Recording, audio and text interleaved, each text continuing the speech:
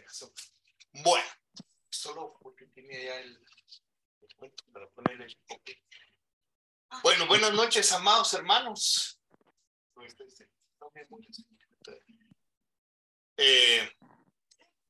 Sí, perdón, es que tengo otra pantalla ahí que está bloqueada. Bueno, pues fíjense, hermanos amados, que este tema en especial me apasiona mucho. Y es que le compartí a Carlitos hace mucho tiempo, que cuando yo comencé en el Evangelio, cuando empecé a aprender de las cosas de Dios, una de las cosas que fue lo primero que le pregunté a los hermanos era qué diferencia había entre antes de Jesús y después de Jesús en cuanto a nosotros los cristianos. Y la segunda era, bueno, ¿y en qué parte del Apocalipsis vamos? Porque yo digo, no es posible que el Apocalipsis sea un libro que no se ha comenzado a cumplir y que se va a empezar a cumplir saber cuándo, y en fin, todo ese tipo de cosas. Pero nunca me pudieron dar una respuesta satisfactoria. Entonces, pues ahora que Carlitos dio ese libro y nos compartió ese libro, a mí me bendijo mucho porque ahí se encuentran muchas respuestas a lo que yo pregunté. Y entonces, para que estemos en la misma sintonía, y yo sí les digo, hermano, los animo a que pongan bastante atención porque van a encontrar mucha información que en ningún otro lado van a encontrar. Casi todos los mensajes cristianos evangélicos de la actualidad se enfocan sobre solo una cosa, mientras que lo que vamos a estudiar ahora, a mi juicio, engloba todo lo que el evangelio del reino involucra y nos aclara mucho cuál es realmente nuestra función dentro del mundo. Así que vayamos y empecemos. Y empezamos con Mateo 5, 21 al 22, que dice: oísteis que fue dicho a los antiguos, no matarás, y cualquiera que matare será culpable de juicio. Pero yo os digo que cualquiera que se enoje contra su hermano será culpable de juicio, y cualquiera que diga necio a su hermano será culpable ante el concilio, y cualquiera que le diga fatuo quedará expuesto al infierno de fuego. Entonces aquí hay dos puntos. Jesús está hablando, diciéndoles, ustedes oyeron que les fue dicho, pero ahora yo les digo. Eso quiere decir que la información que habían recibido antes no era la adecuada, no era la correcta. Y entonces Jesús está poniendo todo el término de la ley en el contexto en el que Dios una vez lo dictó. Entonces esas dos palabras que les digo, evidencian lo siguiente. El primero es que el ser humano, en su mayoría, acepta como verdadera la primera información que recibe, aún sin saber su origen y comprobar si es verdad o no. Y fíjense que eso es bien importante. A mí siempre me ha gustado poner un ejemplo. Cuando empecé a estudiar computación, el profesor nos dio una información sobre una cosa y lógicamente, como uno no tiene una forma de poder evaluar si la información que está recibiendo es la correcta o no, asume que esa información es la correcta. Posteriormente recibí un curso, cuando empecé a trabajar, donde tocaron el mismo tema, pero el concepto era diferente. Imagínense, yo pensé, ¿cómo pueden distribuir un libro con ese tipo de errores? Y estaba haciendo un curso de IBM, que IBM es el que realmente maneja todos esos conceptos. Pero yo le di más credibilidad a lo que mi profesor me había enseñado que a un manual que habían hecho los expertos. Después fui a IBM a recibir otro curso un par de años después y el concepto coincidía con el que yo había recibido en el curso, pero dije yo, no puede ser. Y hasta la tercera vez en la U dije yo, no puede ser que 3 expertos digan una cosa y estén equivocados. Pero esa es la importancia de la primera información que recibimos, que es a la que más peso le damos, y quitarla de nuestra cabeza es muy difícil. La segunda es la primera información que recibimos regularmente se convierte en el filtro que utilizamos para evaluar la nueva información, es decir, se convierte en nuestra fortaleza. Y si se acuerdan, justamente la Biblia nos dice que tenemos que derribar las fortalezas que se levantan contra el conocimiento de Cristo. Y es precisamente por eso, por tanta información que hemos recibido, levantan barreras que cuando la verdad quiere penetrar es muy difícil. Y entonces tenemos que atesorar la palabra para poder botar todas esas fortalezas. La tercera es que mientras no aceptemos que la nueva fuente de información puede ser la verdadera, no estaremos dispuestos a analizarla y aceptarla para renovar nuestro entendimiento. Y es ahí el por qué la palabra de Dios es vital en nuestras vidas. Porque debemos aceptar que esa información es la verdadera, no importa cualquier otra fuente que recibamos, no debe tener ningún tipo de credibilidad cuando contradice al escrito está de la palabra de Dios. Y el cuarto dice, el análisis de la nueva información puede hacer que nuestra antigua creencia tenga un fundamento más sólido al verificar su veracidad, o bien desechar la antigua información y aceptar la nueva al comprobar su veracidad. Y eso es justamente lo que les platicaba al principio. Yo aprendí un concepto malo. Ok, si hubiera sido un poco más cauto cuando recibí la segunda, me hubiera dicho yo, bueno, esta información viene de expertos. Debí haber hecho a un lado la anterior y a utilizar esa como base, porque ya cuando la nueva información llegó, pues era más fácil. Ya iba a fortalecer en mí que la creencia que tenía era la correcta. Y fíjense en este caso tan especial. En el caso de nuestro Señor Jesucristo dice, siendo el maestro por excelencia, ¿por qué su mensaje no fue acatado por los líderes religiosos y por el pueblo? Imagínense, están viendo al Señor. Todo el mundo daba buen testimonio. Si leemos en la Biblia, dice claramente que todo el mundo daba buen testimonio de él. No había ninguna tacha que le podían poner. Sin embargo, cuando empezó a dar palabra que iba en contra de lo que ellos ya habían aprendido antes, el mensaje no pasó, no pasaba. Y miren lo que Jesús dice al respecto de eso. Dice en Mateo 23, 2 al 7, dice, en la cátedra de Moisés se sientan los escribas y los fariseos. Así que todo lo que os digan que guardéis, guardadlo y hacedlo, mas no hagáis conforme a sus obras, porque dicen y no hacen. Porque atan cargas pesadas y difíciles de llevar y las ponen sobre los hombros de los hombres, pero ellos ni con un dedo quieren moverlas. Antes hacen todas sus obras para ser vistos por los hombres, pues ensanchan sus filacterias y extienden los flecos de sus mantos y aman los primeros asientos en las cenas y las primeras sillas en las sinagogas y las salutaciones en las plazas, y que los hombres los llamen rabí, rabí. Y fíjese lo curioso de ese tipo de cosas. Si los líderes saben lo que hay que hacer y le enseñan al pueblo que tienen que guardar las cosas, pero después dice, ponen cargas en otros que ellos mismos no pueden llevar. Entonces, cuando los seguidores empiezan a recibir cosas difíciles de cargar, asumen que los otros que les están enseñando sí las están guardando. Entonces eso hace que automáticamente la estima hacia ellos sea mayor, porque dicen, a nosotros nos cuesta, me imagino estos cuates cómo han de sufrir. Pero como Jesús no vivía por apariencias, sino por realidades, se da cuenta que ellos ponían cargas que ellos no, ni con un dedo las querían mover. Y el asunto es que también tomaban los lugares de honor para que los demás los admiraran.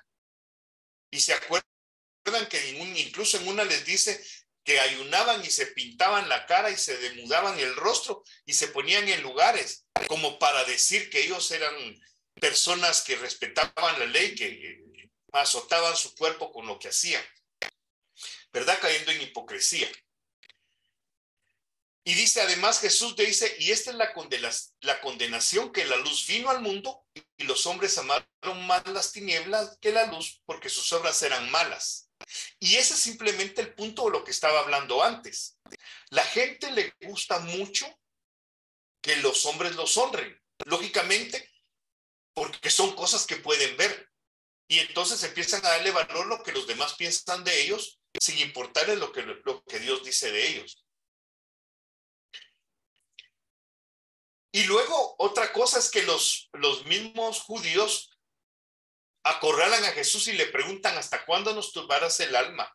Dice, si tú eres el Cristo, dínoslo abiertamente. Jesús les respondió, pues os he dicho, y no creéis. Las obras que yo hago en mi nombre de mi Padre, ellas dan testimonio de mí. Y eso los pone en una situación difícil, porque ahora le están preguntando si Él es el Cristo, el que había de venir, y Jesús les dice, no solo crean por lo que yo les digo, sino vean por lo que yo hago, porque nadie hacía lo que Jesús hacía. El mismo Nicodemo se lo dice, ¿se acuerdan ustedes? Que se acerca de noche y le dice, Señor, sabemos que has venido de Dios como maestro, porque nadie puede hacer las cosas que tú haces si Dios no está con él. O sea, no había excusa, pero ellos querían acallar su conciencia tratando de intimidarlo. Pero lo que a mí me llamó la atención está en Juan 7, 45 y 46. ¿Se acuerdan? Que los sacerdotes mandan a prender a Jesús y mandan a los alguaciles para que lo arresten. Y los alguaciles regresan, yo me imagino confundidos, no sé. Y dice, los alguaciles vinieron a los principales sacerdotes y a los fariseos y esto les dijeron, ¿por qué no lo habéis traído? Y los alguaciles respondieron, jamás hombre alguno ha hablado como este hombre. ¿Se imaginan? Los supuestos ignorantes de la ley, al escuchar hablar a Jesús, reconocen que en él hay algo que los sacerdotes, que se supone que son los que han recibido la ley y el sacerdocio de parte de Dios, no lo ven. Es bien curioso. A mí me pareció muy curioso. Y miren, después, ya cuando ellos tienen una plática entre ellos, en Juan 11:47 dice, entonces los principales sacerdotes y los fariseos, los mismos que habían mandado a los alguaciles, ahora dice, vienen, se reunieron en el concilio y dijeron, ¿qué haremos? Porque este hombre hace muchas señales. ¿Cómo podían estos hombres negar quién era Jesús cuando las señales eran tan claras que ellos no podían negar quién era el Cristo, que él era realmente alguien como nunca antes habían visto? Pero fíjense, esa es la cosa que es bien triste. Dice Juan 9:22, estos dijeron sus padres porque tenían miedo a los judíos, por cuanto los judíos ya habían acordado que si alguno confesase que Jesús era el Mesías, fuera expulsado de la sinagoga. ¿Se acuerdan? Ese es cuando Jesús le dio la vista a un muchacho ciego. Y entonces ellos empiezan a preguntarle al ciego que por qué miraba y todo. Y en fin, le hacen muchas preguntas. Y el ciego pues les dice que él no sabe quién es Jesús. Lo único que él sabe es que era ciego y ahora puede ver. Y entonces ellos, no queriéndole creer, y después de que lo amonestaron, llaman a los papás para pedirles la opinión a los papás. Pero los papás no dijeron nada porque no querían ser expulsados de la sinagoga. Digo, ¿qué tanto les iba a servir la sinagoga si al final de cuentas un día tenían que abandonar el cuerpo y presentarse delante de aquel al que estaban negando? Pero esa ha sido la triste realidad incluso en nuestros días. Si una congregación enseña unos principios que no se ajustan a la palabra de Dios, bueno, pues dejémosla ahí por la paz, ¿verdad? Porque si no, pues nos tenemos que ir. Y realmente nosotros debemos reconocer que somos discípulos de Cristo y crecer en su doctrina, crecer y hacer su trabajo. Dice, pero el asunto fue que ellos, como vimos, rechazaron la palabra que Jesús les había dado. Y lógicamente, pues eso tenía que traer consecuencias. Y miremos cuáles son las consecuencias. Jesús los confronta en una ocasión, después de todas las barbaridades. Jesús les dice, por tanto os digo que el reino de Dios será quitado de vosotros y será dado a gente que produzca los frutos de él. ¿Se acuerdan que eso está en el contexto cuando Jesús habló de los labradores malvados? De unos que habían matado al hijo del dueño de la viña para poder quedarse ellos con la viña. Después de haber maltratado a los siervos y el señor el padre de familia mandó a su hijo porque según él lo iban a respetar, ellos viéndolo decidieron matarlo y quedarse ellos con la herencia. Y Jesús les dijo que era por ellos y que el reino iba a ser quitado de ellos y dárselos a otra gente que iba a producir los frutos. Y fíjense luego, cuando empieza a hablar del juicio que iba a venirles a ellos, en el año 70 se cumplió eso. Dice en Mateo 24, 1 y 2, dice, cuando Jesús salió del templo y se iba, se acercaron sus discípulos para mostrarles los edificios del templo. Respondiendo él les dijo, ¿veis todo esto? De cierto os digo que no quedará aquí piedra sobre piedra que no sea derribada. Si ustedes se acuerdan, el templo era el que representaba y el que le daba valor a la religión de los judíos. Sin templo no había nada. Y se estaba cumpliendo lo que estaba diciendo. El reino iba a ser quitado como tal de ellos, iba a ser dado a otros. Se cumplió y les mandó juicio en el año 70. Y justamente se cumplió eso, que no quedó piedra sobre piedra que no fue demolida. Ahora, cuando consideramos, dice, el misterio escondido, debemos tener claro que ninguno de los que escribieron antes de Cristo lo entendieron. Eso implica que para ellos el cumplimiento tendría que ser conforme a lo que ya conocían de acuerdo a su descendencia y a su pueblo. ¿Se acuerdan que Dios habló muchas veces para definir lo que iba a ser el reino? ¿Se acuerdan que todo comienza con Génesis 3:15, cuando cuando Dios le da al diablo la condena de que su simiente, la simiente de la mujer, le iba a herir la cabeza y él iba a herir el calcañar? Luego eso se habría de cumplir en nuestro Señor Jesucristo. Pero toda esa parte encierra lo que se llama el misterio escondido, es decir, muchas profecías que se dieron, pero que no se lograban entender en su momento. Y es justamente de eso de lo que vamos a estar hablando en todo este tiempo.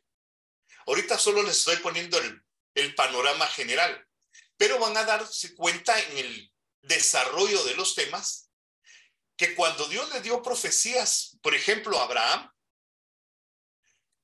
él las tomó hasta cierto punto en un espacio reducido de tiempo. Se lo dio a Noé, se lo había dado a Noé, perdón, se lo dio a Abraham, le llegó a David y ahora viene con el Cristo. Todos esos pactos han sido con el propósito de establecer el misterio que Pablo nos va a explicar en el transcurso de nuestros estudios. Ahora, el hecho de revelar el misterio escondido tiene como propósito principal darle a la palabra de Dios, que es la Biblia, su verdadero valor y aplicación, aclarando los siguientes puntos. Y estos son varios puntos que he estado publicando de alguna manera en Facebook a través de pequeños escritos, pero que la gente todavía tiene un poco de problema con aceptar. Y uno de ellos es que la Biblia es un libro que fue escrito para todo ser humano, no solo para el cristiano. La Biblia dice, no solo de pan vivirá el hombre, se lo dijo a Moisés y lo repitió Jesús. No solo de pan vive el hombre, sino de toda palabra que sale de la boca de Dios. No dice, no solo de pan vivirá el cristiano, sino el hombre en general. El segundo es que no es un libro que trata solamente de asuntos de religión e iglesia, porque aunque sí habla de esas dos cosas, su contenido general no es ese. Y vamos a ver que es una buena parte circunstancial. No tiene tampoco como propósito principal hacer que el hombre cambie su manera de vivir para alcanzar la vida eterna y escapar de la condenación, a pesar de que sí toca esos puntos, pero no es su fin último. Y lo que es el manual del Creador para toda criatura, para enseñarle a vivir en orden, en justicia y a experimentar eternamente la gloria de Dios, Creador, que lo llena todo. Básicamente, ese es el propósito de la Biblia. Instruir al hombre en todas sus etapas de la vida para que sea un hombre justo, tenga una relación estrecha con Dios y se pueda desarrollar en esta vida, en este mundo, en paz y con la compañía de Él. Y eso lo vamos a tratar con más detenimiento porque es uno de los puntos principales, diría yo, de la palabra de Dios. Ahora, el hecho de presentar el misterio escondido y darle el justo valor a la palabra de Dios tiene varios retos y son cosas que nosotros debemos quitarnos en lo que estamos equivocados. Dice, se debe leer todo y analizarlo sin ideas preconcebidas. Y eso es importante por lo que les platicaba al principio.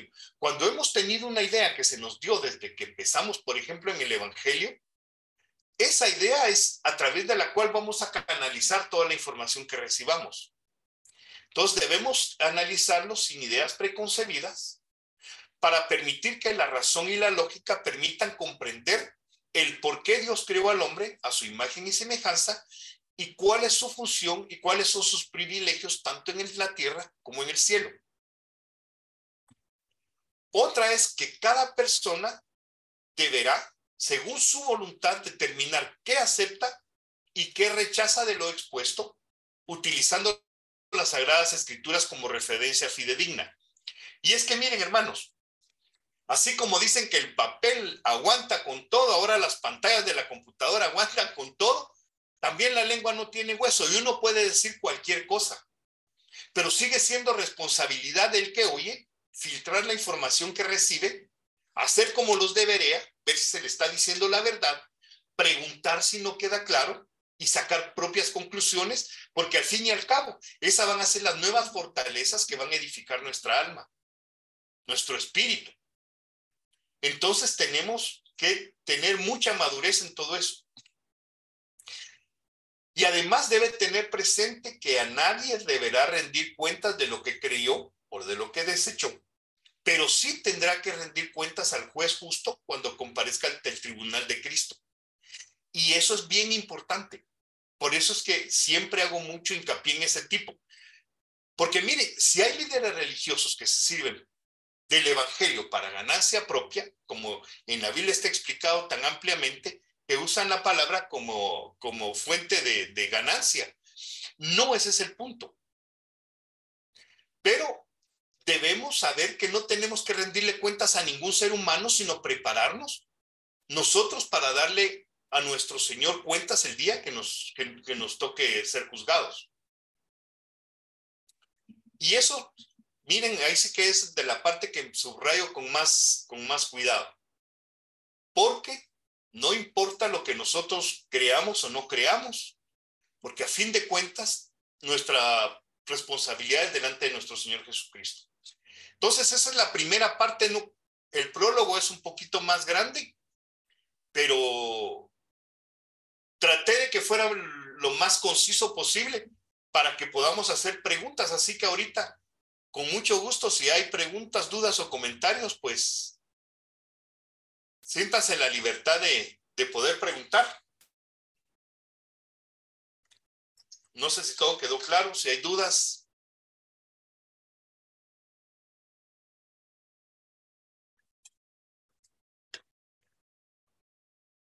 Sí, Víctor Hugo. No tenés sonido, ma. Ahí está. Okay. Sí, gracias. Definitivamente este tipo de estudio, cuando uno llega a contextuarlo, a asimilarlo, le encontrás otro sentido a las escrituras, a entender por qué Israel ya no es el pueblo de Dios, a entender cómo vamos a heredar la tierra. Te revela muchas cosas que a lo largo del estudio lo vas a ir viendo, pienso yo, y sobre todo que uno interpreta la Biblia de otra manera, con más riqueza, entendiendo el porqué de los pueblos, porqué de los reyes, porqué de los jueces, por qué los pueblos atacaban a Israel, por qué todo lo que hacía Jehová para mantener un orden, ¿verdad? Entonces, es interesante. Te agradezco, ¿oíste? Esa introducción. A la orden. Aquí también está Familias Rivas. Vi que hay una mano levantada. Adelante. Herbert, excelente la exposición de la introducción del tema. Estamos aquí animados, esperando nos edifique para cumplir la obra. Solo con una observación que creo que nos va a ayudar. Cuando se leyó Mateo 23, que el Señor dijo, que hagan, que guarden lo que ellos dicen. Eso no aparece en el original, no son palabras que el Señor dijo, porque en ese tiempo estos hombres ponían mandamiento tras mandamiento de hombre, quitaban los mandamientos de Dios y ponían sus mandamientos. Él no dijo eso porque no coincide entonces con lo siguiente, cuando ellos ponían cargas pesadas, pero ellos se ponían sus propias leyes. Entonces, como tal vez tomar, ir más al original para comprender mejor y no cometer los errores que han hecho muchos de la traducción, ¿verdad? Eso es mi consideración, pero por todo lo demás excelente y yo estoy seguro que va a ser de mucha bendición para la iglesia del Señor. Gracias, hermano. Voy a revisar, tengo mi original ahí, sí, suena interesante, lo voy a compartir la otra semana. Muchas gracias. No sé si hay otra pregunta. Si no hay otra pregunta, entonces sí voy a preguntar yo.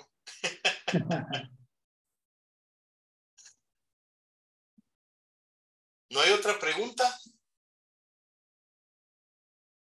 Bueno, si no hay otra pregunta, entonces yo les voy a hacer una pregunta a ver quién me la contesta. ¿Qué utilidad le ven ustedes o qué diferencia le ven ustedes al término evangelio del reino? Y les hago la pregunta porque acuérdense que hay bastantes cosas. Por ejemplo, una de las cosas que yo oigo bastante, y vean ustedes en Facebook, en la gente que comparte mensajes evangelísticos, dicen aquí nosotros por la gracia de Dios estamos proclamando el evangelio de salvación. Entonces yo en la Biblia leo el evangelio del reino. Entonces yo quisiera que si alguien me puede decir ¿por qué es importante mencionar evangelio del reino antes que el evangelio de salvación? Porque me imagino que debe haber alguna diferencia. Si en la Biblia menciona el evangelio del reino, ¿por qué es importante que nos aclaremos por qué el evangelio del reino y el evangelio de salvación o el famoso de prosperidad, que ahora se ha vuelto de moda, es importante hacer la diferencia? A ver si hay algún voluntario que me cuente.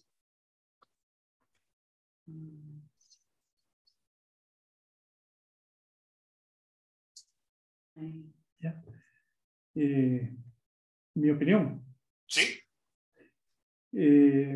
Pienso que para esto tenemos que citar cuando Juan el Bautista decía, arrepentidos porque el reino de los cielos se ha acercado. Obviamente, cuando se habla del reino del evangelio o el evangelio del reino, es porque se está hablando del rey que va a gobernar para esa época, el rey de ese reino que es nuestro Señor Jesucristo. Mientras que si estás hablando de un evangelio de salvación, estás hablando de las personas que tienen la esperanza de ser salvas, no están poniendo a Cristo como una parte principal, como el centro. El evangelio de prosperidad, lo que te están enseñando es cómo vas a mejorar, ya sea finanzas o, no sé, cualquier otra cosa que sea próspero para tu vida. Pero el evangelio del reino sí está definitivamente aclarando de que se va a exaltar a un rey. Estamos reconociendo a un rey. Estamos reconociendo los 4 elementos del reino, ¿ah? El pueblo, las leyes, el territorio y el rey. ¿Me entiendes? Uh-huh. Eso muy sería bonito, muy bien. Tú, Jenny, ¿quieres decir algo? Que tienes la manita levantada. Perdón, porque estoy bien afónica, pero yo pienso que cuando dice el Evangelio del Reino es como nos dice Carlos, que en el reino es donde debe haber justicia, gozo, justicia y paz. Entonces eso conlleva el Evangelio del Reino, no solo de salvación, sino que de llevar la justicia al pueblo, ¿verdad? A todos los que estamos en el reino de Dios. Ese es mi punto de vista, considero yo. Solo... Muy bien. Muy bien. ¿Hay alguna otra sugerencia?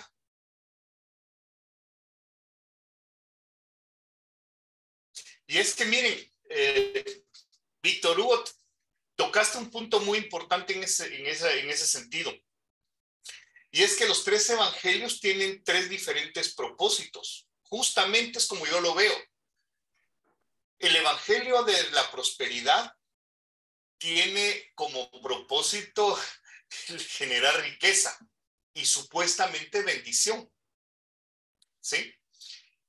Pero regularmente y lastimosamente la prosperidad viene para el predicador, porque la Biblia es muy clara diciendo que es la mano del diligente la que es prosperada y la mano del haragán, del negligente es empobrecida.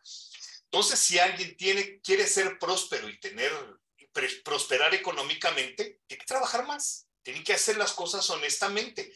Y toda persona que se somete a Dios, Dios promete bendecirlo, pero es a través de la obediencia a su ley. Y si lo ven en todo a lo largo de la Biblia, siempre se ve que la gente próspera honestamente, justamente, es gente que es temerosa de Dios. Job es uno de los mejores ejemplos que tengo. Yo a Job no vería yo quién le pueda hablar del evangelio de prosperidad a un hombre como Job, que dice el mismo diablo decía, ¿cómo no te va a temer si has puesto un cerco de bendición sobre él, un cerco de protección, y todo lo que hace, él prospera? Pero era precisamente por eso. En el evangelio de salvación, como bien decías, Víctor Hugo, justamente el propósito y el beneficio general solo lleva toda aquella persona que dice sí, acepto.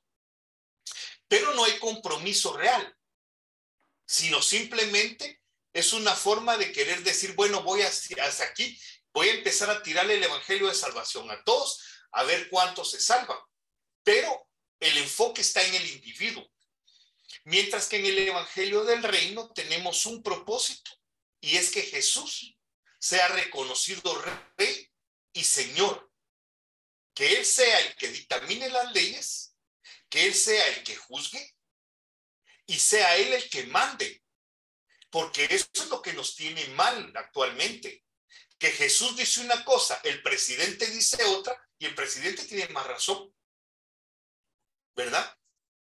Entonces, por eso es que el evangelio del reino es tan importante, y sobre todo, todos anhelamos, yo no creo que no haya cristiano en el mundo que no anhele que el Señor Jesucristo venga otra vez a la tierra. Pero el problema es que el evangelio del reino dice que para que Jesús regrese, sus enemigos sean puestos por estrado de sus pies. Eso está repetido varias veces, desde los Salmos. Dijo el Señor a mi Señor, siéntate a mi diestra hasta que ponga a tus enemigos por estrado de sus pies. Y luego dice al final, dijo el Señor a mi Señor, o Jehová dijo a mi Señor, y está repetido incluso en el libro de Hebreos. Jehová dijo a mi Señor, o el Señor dijo a mi Señor, siéntate a mi diestra hasta que ponga a los enemigos por estrado de tus pies. Y la función de la iglesia, la función de los hijos del rey, es que los enemigos sean puestos por estrado de sus pies. Entonces eso hace una gran diferencia, porque si nosotros queremos que nuestro Señor Jesucristo regrese, lo lógico es que trabajemos para que sus enemigos sean puestos por estrado de sus pies. Entonces esa parte es muy interesante y es por eso que a mí me apasiona tanto, porque ese fue justamente de las cosas que quise saber cuando comencé en la iglesia, aprender cuál es la función que Dios espera de mí. Porque que sea un buen muchacho, está bien. Hay otros que son mejores muchachos, pero no están en la sintonía. Muchos de ellos son bendecidos, pero no son salvos, porque tenemos bien claro que la bendición y la aprobación son dos cosas diferentes. El que trabaja honrado y hace las cosas bien, prospera y es bendecido. Pero mientras Jesús no sea su rey y su Señor, el fruto ya lo tiene acá, ¿verdad? No sé si hay alguna otra pregunta, algún otro comentario, pero eso me pareció, porque es el punto medular de todo eso. Sí, Víctor Hugo, ¿vas a decir algo? Sí, ese comentario que estabas haciendo de de poner a los enemigos por estrado de sus pies, a mí se me aclaró cuando leí Colosenses. No, perdón. Es el libro antes de Colosenses. ¿Cuál es? Efesios. En Efesios 2 está claramente cuando Jesús le dice que todo eso de poner los enemigos por estrado de sus pies se lo ha dado a la iglesia, por cabeza a la iglesia. Eso quiere decir, es una responsabilidad que a la iglesia se la ha dado. Obviamente, acordémonos cuando Jehová le daba a los pueblos delante de Israel y le decía, solo sal, ya están vencidos, yo te los entrego. De igual manera, yo creo que esto va a suceder así.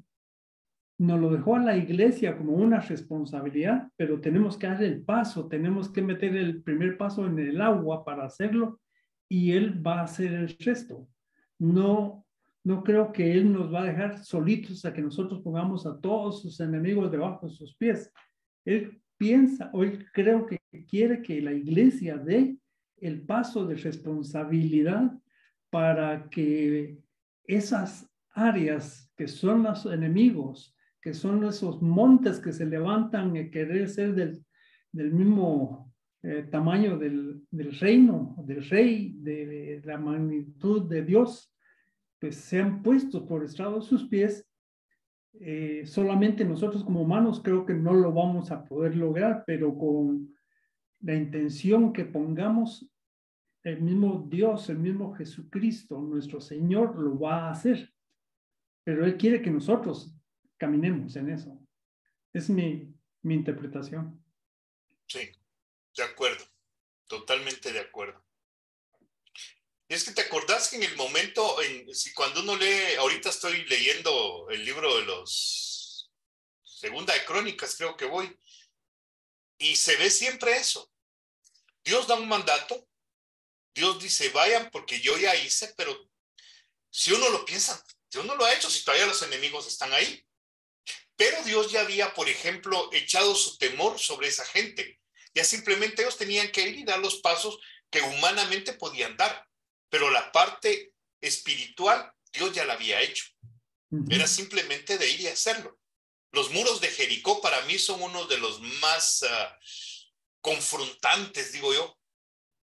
El hecho de que la ciudad ya había sido tomada, los de Jericó ya sabían que iban a morir.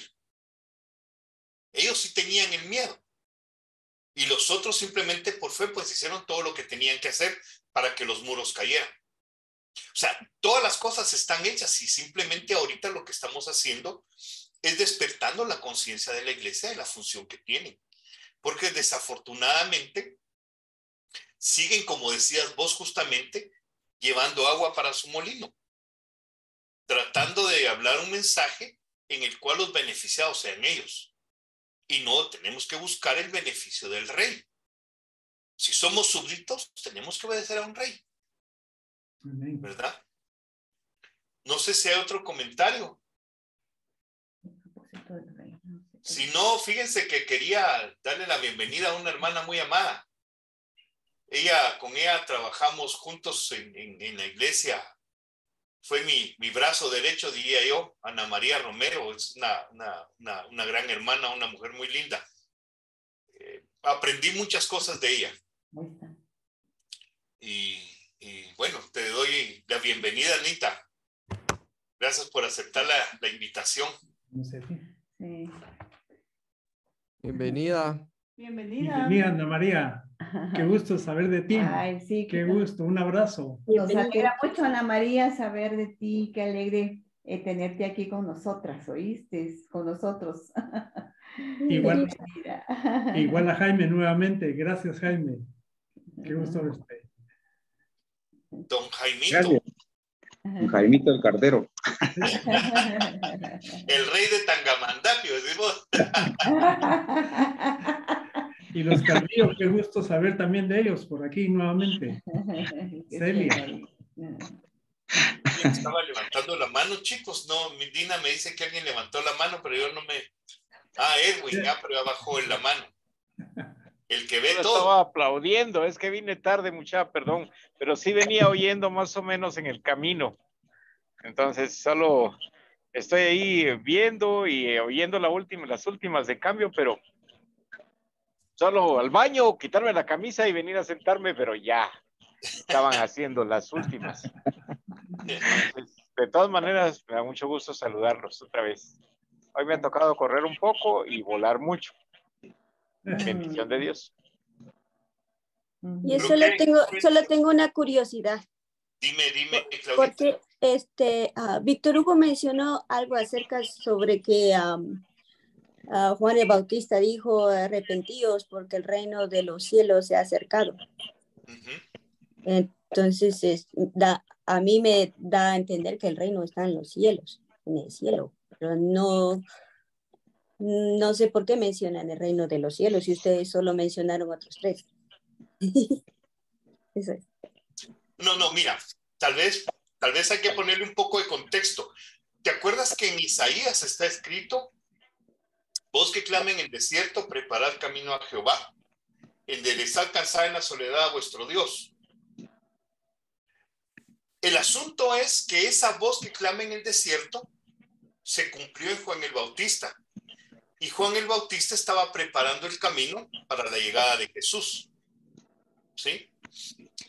Entonces, cuando Juan el Bautista comenzó su ministerio, empezó diciendo: arrepentíos, porque el reino de los cielos se ha acercado. ¿Y te acuerdas? Esa es qué bonito que mencionaste eso, porque ahí tiene uno que ponerse a pensar cuando Juan bautizaba y empezaba a exhortar a la gente. Por ejemplo, le decía a los servidores públicos: no sean ladrones, conténtense con su salario, no pidan extorsiones. Una de las cosas que Dios habla mucho, y por eso les digo, toda la Biblia tiene leyes para todo. Incluso habla de las leyes, de las balanzas justas. Y es normal. Si yo voy a pagar $1 por 1 kilo de azúcar, lo lógico es que yo dé 100 centavos y la persona me dé 1000 gramos. No me di 1 kilo de 900 gramos. El reino lo que tiene es justicia a todo nivel. Cuando Jesús vino, dice, él comenzó exactamente el mismo mensaje: arrepentidos y convertidos porque el reino de los cielos se ha acercado. ¿Te acuerdas tú que el pecado del hombre fue el que hizo la distancia entre Dios y los hombres? Dios ya no tuvo relación con los hombres, sino solo a través de profetas, a través de jueces a los que alguna vez nombraba para que hicieran un trabajo. Pero cuando el Señor Jesucristo vino, el profeta como Moisés, a ese sí Dios le dio todo, porque él era el que lo estaba representando. Y por eso cuando lo presentó Moisés al pueblo, dijo: profeta como yo os va a levantar Jehová, a él oiréis. Y cualquiera que no oyere las palabras que Jehová ponga en la boca de él, Dios les va a pedir cuentas. Porque el reino en realidad se estableció cuando Jesús vino. Todo eso se va a ver con más detenimiento durante el estudio. Pero, ¿se acuerdan cuando hablé yo acerca de la función de Cristo en la tierra? Les dije que cuando Jesús había muerto y había subido a los cielos, Daniel dice: y vi a uno como hijo de hombre venir en las nubes hacia el anciano de días, y se le dio todo poder y gloria. Pero cuando lo describe Juan, la mismísima visión, dice que es un cordero como inmolado, porque ahí ya se tiene todo el ¿cómo se dice? Perdón, tiene todo el panorama, perdón. Ya Juan tiene todo el panorama, y entonces a él Dios sí le revela que viene uno como cordero, como inmolado, y él recibe todo poder y toda gloria. Pero cuando Jesús regresa y asciende a los cielos, dice: toda potestad me es dada en el cielo y en la tierra, por lo tanto id y hacer discípulos a todas las naciones, bautizándolos en el nombre del Padre, del Hijo y del Espíritu Santo, enseñándoles que guarden todo lo que les he mandado. Y aquí yo estoy con ustedes todos los días hasta el fin del mundo. Esas palabras de Mateo 28 es algo que yo he tenido siempre en mi cabeza, porque el evangelio del reino descansa, si lo quisieran ver así, en esa palabra. Porque el reino se estableció cuando Jesús vino. Jesús es rey hoy, es Señor hoy, es Dios hoy, es el que debe dictar las normas. Y si nosotros no hemos avanzado, es por nuestra cabeza dura, porque nos ha costado mucho entender que el rey es Jesús, no son el montón de tramposos que viven en el mundo, que las leyes justas que deben gobernar al mundo son las leyes que el rey Jesús puso y que nosotros hemos permitido que no se respeten. Y que el propietario de la tierra, el que determina cuándo hay cosecha, cuándo no hay, cuándo hay lluvia y cuándo no hay, sigue siendo el Rey y Señor Jesús. Entonces, cuando nos hablan del calentamiento global, que nos hablan de esto, nos hablan de esto, nos hablan de esto, asumimos que Jesús ya perdió el control, porque ahora con la tecnología los hombres son tan poderosos que pueden hacer lo que les dé la gana en el mundo y Jesús ya no puede hacer nada. Y se acuerdan que hay una palabra, no me acuerdo si es en los Salmos, cuando dice que los reyes dicen desatémonos de sus ligaduras, desatémonos de sus ataduras, algo así como lo que dice Dios que ya no nos importe. ¿Y qué es lo que Dios dice? Jehová se reirá de ellos. Y en su furor dice entonces los va a destruir. Pero básicamente es eso, porque le han quitado la autoridad y el poder al Rey de Reyes y ahora es más poderosa la tecnología de los hombres. ¿Verdad? Entonces ahí es en donde estamos trabajando. Esas son todas las fortalezas que tenemos que irnos quitando y seguir reconociendo que Rey, Dios y Señor hay uno. Y Él es el que hace su voluntad.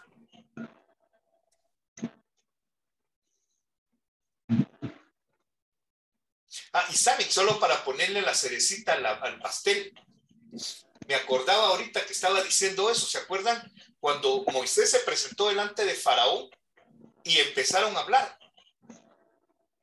Y Faraón le dijo que orara a Dios para que se fuera una plaga. Y le dijo Moisés, para que veas que Jehová es Dios y hace de él en la tierra y su plenitud. Cuando yo salga y ore, todo eso va a parar. Y así pasó. Él salió, oró y la plaga paró. O sea, Dios hace cuando quiere y como quiere. Pero eso tenemos que aceptarlo los cristianos y debemos actuar de acuerdo a esa verdad. De acuerdo, esa debe ser realmente nuestro fundamento en donde estamos parados. Mientras no lo hagamos, Dios no va a ir en contra. Si Dios ya nos delegó a nosotros la autoridad de hacer cosas, Dios no la va a hacer por nosotros. Estoy seguro al 100%. Lo que Dios nos delegó, Él no lo va a hacer. No sé si hay alguna otra pregunta, porque ya me ganó otra vez el habla. Perdón.